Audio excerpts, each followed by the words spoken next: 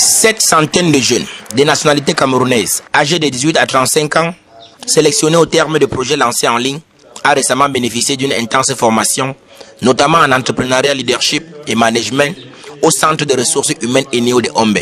Baptisée Académie camerounaise de leadership, cette initiative de l'organisation Go Ahead Africa, qui en est à sa 4e édition, est un programme de renforcement de capacités à travers les échanges d'expériences.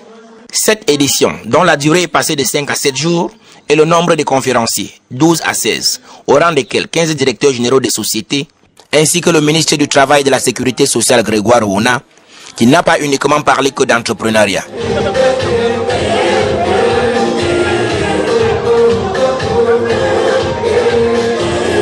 Passant de ces pas de danse aux choses sérieuses, les exigences de sécurité sociale pour tout bon entrepreneur seront abordées entre autres. Et depuis bientôt un an et demi, nous avons créé ce qu'on appelle l'assurance volontaire. Après s'être prêté au jeu questions-réponses de ces potentiels entrepreneurs, Grégoire Ouona les a rassurés de tout le soutien gouvernemental pour une jeunesse citoyenne pouvant faire la fierté de la nation. Le gouvernement pense que les entrepreneurs de demain se préparent depuis hier ou aujourd'hui.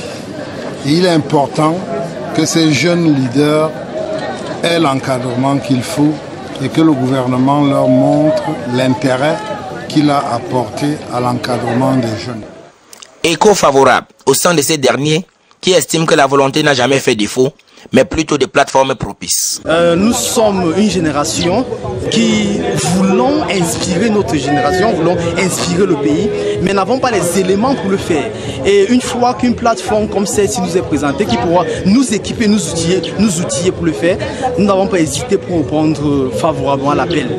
Quant à lui, l'ex-président mondial de la Jeune Chambre internationale Roland Kwemel, moteur du projet, a insisté sur le changement de vitesse pour un meilleur rendement. Vraiment l'intensité au niveau de la formation, nous sommes passés de pratiquement 5h30 à 2h30, alors de 5h30 à minuit. Donc voilà, et une activité outdoor très courue et puis un engagement dans la communauté. Nous avons visité un orphelinat. L'année passée on a fait 2 heures, mais cette année on fera 5 heures. Il est important que ces leaders puissent s'impliquer dans la communauté.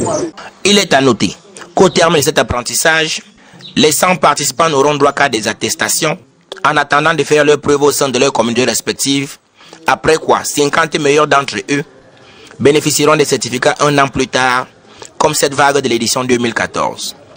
Allez, rendez-vous dans un an, le compte à rebours est lancé.